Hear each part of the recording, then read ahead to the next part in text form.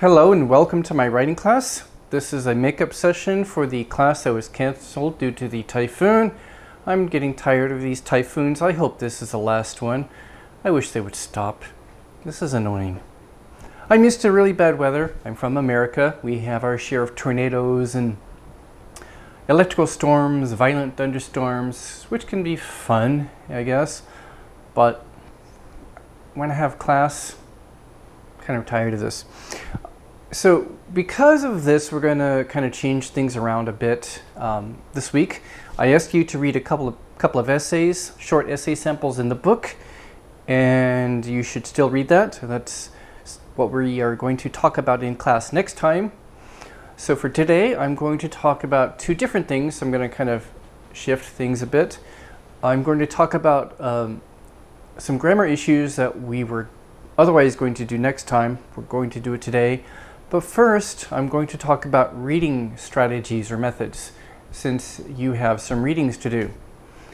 So, you have to read in English for a class. You have to read something in a foreign language for a class. Now, I've tried to pick samples that are relatively short and not too hard, but it's kind of hard to avoid. Picking some essays that have a fair amount of vocabulary, new vocabulary in them. Especially since I want good examples of, say, descriptive paragraphs, narrative paragraphs. It's kind of hard to avoid. I tried to put kind of definitions in the footnotes sometimes, but nonetheless, you're going to sometimes have to read stuff in college classes in English, something you really have to read carefully and understand for a class. And it may have a good deal of new vocabulary, and it can be hard to read. So by the way, vocabulary is kind of a group or mass noun. We don't say vocabularies.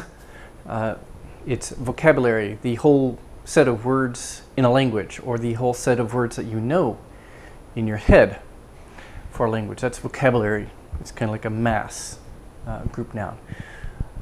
Don't say vocabularies unless you're talking about different kinds, like German vocabulary, Spanish vocabulary.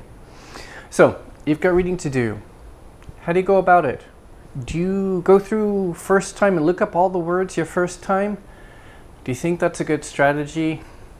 According to research on reading in a second language, that's not really the best strategy. Why? Whenever you read something, your brain is trying to put together in your mind a sort of a model, its own representation of the meaning of the text, what it says and what it means. So the first time you go through, if you stop to look up words, you're interrupting this process of forming this sort of mental model of the whole meaning. And so that means that you're not putting together in your mind a really deep, coherent model of the meaning. It's getting interrupted every so often to look up words, and so you're forming kind of a really thin, superficial model, a thin, superficial understanding instead of a deeper understanding. And this is something that maybe you have been conditioned to do, but research shows this is the least efficient way to do it. According to the research, what you want to do is this. You want to first just read through. Don't worry about the things you don't understand. Just read through the whole thing first and try to get what we call the gist, or the general meaning, the main idea. Try to get the gist. Vocabulary is something you can do next. Maybe we should talk about vocabulary learning right after this. Read through once, maybe twice, to get the gist. And then read through and then try to guess the meanings of words that you can from the context. Maybe you can, maybe you can't. Probably you can guess the meaning of at least a few words just from the context. And that's actually a better way to learn vocabulary. Not looking things up the first time, but when possible, try to guess or infer from the context, what does this new word mean? Or what might it mean? And that's actually a more effective way to learn vocabulary, when possible. So after you've gone through maybe the second or third time guessing vocabulary from the context, you can then go read through it again, and if there are words that you really need to understand in order to understand the whole text, then you can look it up in a dictionary. If you have an electronic copy, maybe you can copy and paste, or if it's on a website, double click on it and install like a dictionary app into your Chrome browser or Firefox browser and kind of save some time with dictionary lookup. So if you have to, then look up new words. Then read it through again once or twice, another 1 or 2 times more, so that you understand the meaning of the whole thing. And there's a reason for this, is that processing a second language, it's mentally taxing. Your brain has to spend more effort, more conscious effort at understanding words and sentences and the grammar and the meaning of the whole text. In your first language, it's pretty easy because a lot of things are automatic in your first language. But in the second language, your brain has to work harder. Things are not so automatic. Your brain has to work harder at everything, from the words to the sentences to the meaning of the whole text. So it's good to read through several times if it's something important to you. So that's the way you should approach readings when you have readings to do in my class or in other classes, and if it's something you need to understand for a class. Now, this is what we call intensive reading. So intensive reading means reading intensively because you really need to understand the whole thing really well, like for class. So again, it's important to read at first just to get the main ideas, the gist, without worrying about vocabulary. Don't worry about vocabulary, don't worry about grammar structures you don't understand, just get the main idea. Then go back and read it again, and then try to pick apart the meanings, get a deeper understanding, until you can read through maybe one last time and put it all together in your mind, in your head, for a deeper understanding of what the whole thing means.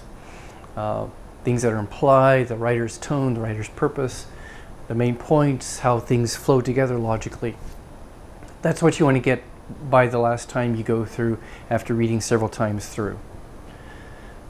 Now, in terms of improving vocabulary in a second language, this is maybe not the most important or the most efficient way overall to improve vocabulary.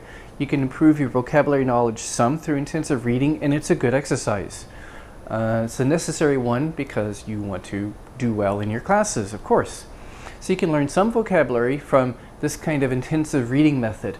And you might have learned this in a Hagwon class. And if you did, okay, fine. You don't need to go back don't take any more classes there. You've learned the strategy, you learn it. Don't waste your money taking more classes there. You know how to do it. You know how to read a text in English. Okay, do it on your own with stuff you need to do for your classes, or stuff you want to work through on your own for your own purposes. Now, if you really want to build your vocabulary more, the best thing, even better than intensive reading, is to do extensive reading. So extensive reading means you're reading a lot of stuff. This is stuff you don't need to do for a class necessarily. It's just on your own. Expose yourself to text in a language regularly, several times a week, every day maybe. Pick stuff that's not too hard for you, but where you're going to be able to, read once through, not multiple times. You're reading Harry Potter, you don't want to read the same book several times to get the meaning. It is close enough to your level that you can understand most of it, and you will encounter new words from time to time, and you can usually guess or infer the meaning from the context. Maybe not the first time, that's okay, but as you encounter a new word multiple times in different contexts, then you can kind of guess the meaning. And that's better for deeper vocabulary learning. It's better than rote memorization, mechanical memorization from a book, like a test preparation booklet or something like that. This is a much better way to improve your vocabulary. So do extensive reading. just read whatever stuff you like, stuff that's kind of close enough to your level that it's comfortable and you don't get tired of it. If it's too hard, you'll get tired and you'll give up. Pick something that's kind of interesting to you or fun, and it's close enough to your level that you can understand but still learn something from it. Learn vocabulary from time to time. Okay, so that's intensive and extensive reading. Now you want to talk about a grammar point that's in the book. So in this class sometimes we'll talk about grammar points. So I picked something that I was going to do anyway, if possible, this week or next week. And something I can do through a video lecture. So we'll do it. Let's talk a bit about adjectives. There are some ways that adjectives are different in English than in, say, Korean or Chinese or maybe other languages if you especially are your first language is some East Asian language. On page 22 in the book, there is a little section on adjectives. And I want you to pause the video and look at page 22 for a minute and see if you see any difference, especially in the second table. What's different about these adjectives? Can you move them around? Okay, take a look at page 22 for a bit and then come back.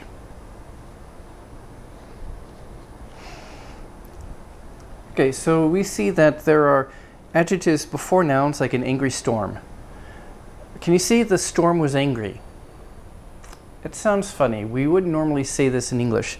So it works as an attributive adjective. It sounds funny as a predicative adjective.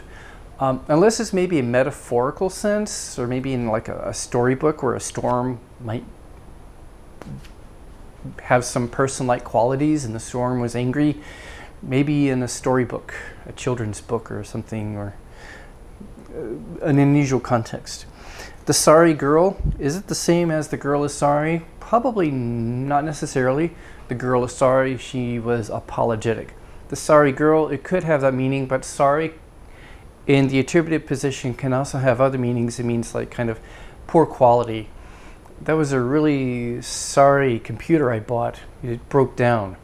Well, that's a really sorry person, like pathetic, poor quality person, bad character. He's a really sorry president.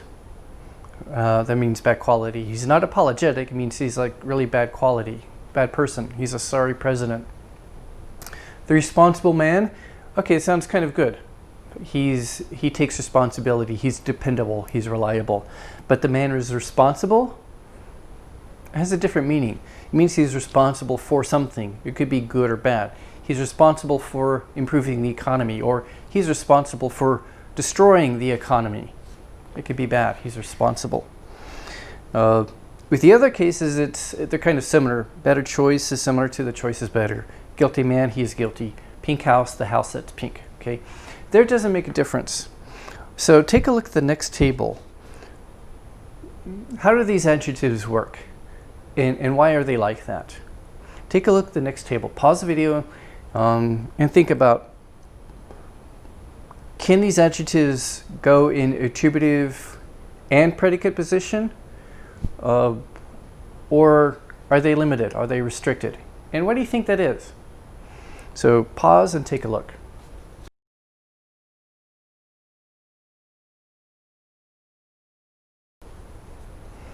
Okay, so in these examples, in most cases, the adjective is where it is and it can't take the other kind. An absolute wreck, you can't say the wreck is absolute. And there's a reason for that we'll get to in a minute. A complete mess. You couldn't really say the mess was complete. Now, if the noun is about a process, you could say the repair was complete, meaning it was completed, it's finished. But the meaning is different. The repair is complete. The revision is complete, meaning it's finished. But a complete mess, the house was a complete mess. It's an adjective of degree. It's a total mess. It's completely messed up. it's an adjective of degree. How bad is it? It's a complete mess. With number 2, these adjectives, with their meaning, they can only come before the noun. An occasional storm. You could not say the storm was occasional. The usual problems, the problems were usual, maybe. It's a slightly different sense. They're usual, like they're commonplace. I don't know. But this sounds kind of odd. 3, an old friend. Okay, if you say the friend is old, it's a different meaning. It's an old person, but my old friend, meaning I've known the person a long time. But otherwise, these adjectives have to go where they are. Her right arm. You can't say her arm was right. It's her right arm. So as the text says, a lot of these are collocations, words that just go together. Co-together, location, where it is. They're located together or used together. We speak of right arm, left arm. Sheer nonsense, a total idiot, complete mess, an old friend. A lot of these are collocational, and because of that they have certain meanings, or they have certain meanings because they're collocational. Collocational because they have certain meanings, one way or the other. 4, an economic problem. It's kind of different from the problem was economic. It's like it's an economic. It's not a social problem. It's an economic one. But it's just it's an economic problem. It's describing the problem. 5, grayish green fluid. The fluid is grayish green. Okay, but the store, a big name store, like famous, well known, but a store was big name. Sounds strange. The novel was best-selling. A little odd. The novel was a best-selling one. 6, asleep. You can't really say the asleep boy. You would say the boy is asleep, adrift, afloat. You can't say she is liable unless you have a phrase to finish it, like she's liable to make a mess. 8, to feel faint. You could say a faint feeling condition, but that's kind of unusual. Why is that? Well, let me go through this, and I'll refer you to a handout on my website where you can look at this if you want. There is one set of adjectives that are only attributive. They can only occur before the noun. And those are adjectives of degree. They indicate the degree to which something is a wreck or a mess or nonsense. These are adjectives of degree, so they can only come before the noun. A complete mess, an absolute wreck, a total idiot, a total moron, an outright lie. This very day, very means like this one is in kind of an emphatic adjective. You can't say the idiot was total. It doesn't make sense. You can't do that in English. Adjectives that indicate degree, the degree to which the noun is this quality. He's an idiot. He's totally an idiot. He's a total idiot. Quantifying adjectives that indicate quantity, frequency, or things like that. Amount. He's the only one, the only way, like the only single way. The only way indicates there's only one. Only is related to one. The one way, the only way. You can't say the way is one, you say the only way. The entire team, occasional storm, usual problem, sole survivor. These indicate kind of quantity or frequency. So those are kind of like the adjectives of degree. You can kind of put them together if it's easier for you. Adjectives of time and location, a future appointment, a past appointment, an old friend, a former girlfriend or boyfriend, right arm. Can't say the arm is right. It's her right arm, her left arm. A previous edition, the Northwestern States. Associative adjectives, so they're not necessarily indicating a quality of the noun itself, a property of the noun. So problem, it's not just that the problem is economic, but it's an economic problem or difficulty. A public official, not the official is public. Well, you could say the official is public, but it's a different meaning. He's public, meaning he's not private, he's out. But here, public official, it just goes together. It's a collocation, it's a set phrase. So the problem is economic, meaning it's not social, it's not political, it's economic. But an economic problem is, we're talking about a problem in the economy. So it's almost like a compound noun, but The first one is an adjective. A legal owner. It means person who legally owns something. A Gothic novelist, not a novelist who does Gothic style. Compound adjectives, some of these are attributive only. So maybe colors, a grayish-green fluid, if the fluid was grayish-green. A green fluid, the fluid is green. But the other compound adjectives tend to be attributive only. A street-smart kid, big name store, best-selling novel. Material adjectives, they describe what material it's made out of, like a stone wall. So the wall of stone, that's a different meaning, a different nuance. You're specifically stating the wall of stone is not metal, but stone wall, you're just describing, you're focusing on the wall itself and just mentioning the material. It's a stone wall, a brick wall, a golden ring. And then participles that have become used as adjectives, like a babbling baby, a winding road, a beloved wife, or something like that. Then there are predicate adjectives, which are only used as predicates. So there's Old English adjectives that start with a, like asleep, adrift. She is asleep. The boat is adrift. He was aghast. I am awake. I am afraid. I'm afloat. I'm alive. These only work as predicates. Adjectives that take a complement, that is, they need a prepositional phrase or an infinitive phrase to complete their meaning.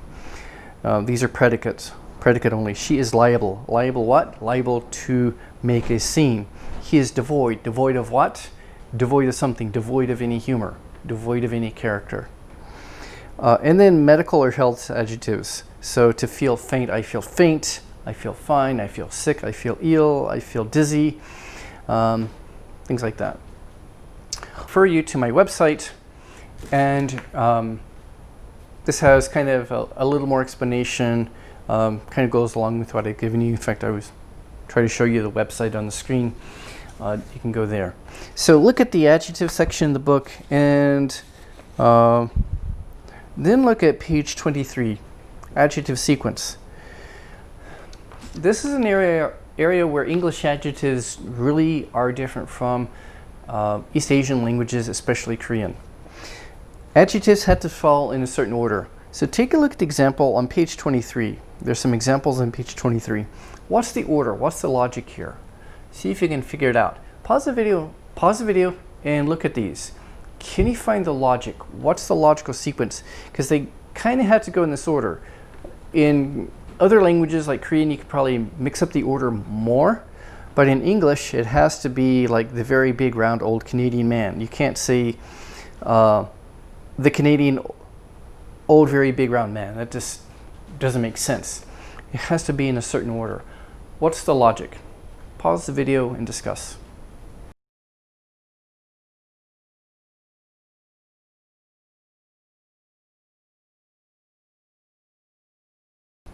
Okay, so in the first example, the general noun phrase structure, so a noun phrase is basically the noun and then whatever comes before it, adjectives, could be determiners like the, a, this, that, quantifiers like all, each, several, any, both, none. The general noun phrase consists of your quantifiers like all, and then determiners like the or this. Numbers like 2 or 2 dozen, adverbs like extremely that modify adjectives that follow, then your adjectives and then the noun. Okay, that's kind of clear, probably familiar to some of you. Let's go further. When you have a lot of adjectives, you want to pile on the adjectives, especially for descriptive phrases. What's the order? There's a certain logic. The adjectives that are closest to the noun tend to be more inherent or essential or basic properties of the noun itself. If you're talking about a sofa, what are the most important properties of a sofa that really make it a sofa? Well, probably the material, the fact that it is wood or leather. In some context, maybe where it was made. Is it a French sofa, an American sofa, a Chinese sofa? Where was it made? Where is it from, or the style? And then kind of less essential or defining properties, things that define it maybe less importantly, would be maybe age, color, condition, is it good condition, new, old, condition and age, shape and size, because a sofa can be a sofa whether it's big or small, but whether it's made out of leather or wood kind of makes more of a difference in terms of, is it a sofa or is it a bed? And then evaluation, like my subjective evaluation, I like it. Ugly, pretty, beautiful, extremely small. And then at the beginning, your determiners like or the. So the very big, round, old Canadian man. So sometimes there's a little variation possible, but you would begin with the, and then evaluative or subjective phrases like very before big, or maybe ugly, or pretty, or beautiful, or cute. And then size and shape. So big and round. And it's kind of size first and then shape. Big, round. Shape is a little more essential. And then condition or age. And maybe these can kind of old or new or worn out. So age or condition kind of go together. An old Canadian man, a young Canadian man, an old sofa, a worn out sofa, a brand new sofa. So you condition. And then you've got things like color. A red sofa, a blue sofa, a gray sofa. And then origin and material, and these may be interchangeable. Depends on the context maybe and what's more important. And a Canadian man, a French sofa, a wooden French sofa, maybe you could say a wooden French sofa or a French wooden sofa. Depends on the context and what you're focusing on. It depends, maybe are you a buyer who wants a French sofa, or you're an importer who wants some certain style for a certain market, like we want wooden sofas, we want French sofas. So origin material, wooden French sofa, French wooden sofa, plastic American sofa, American plastic sofa, maybe interchangeable, although I tend to prefer wooden French sofa maybe, but it depends.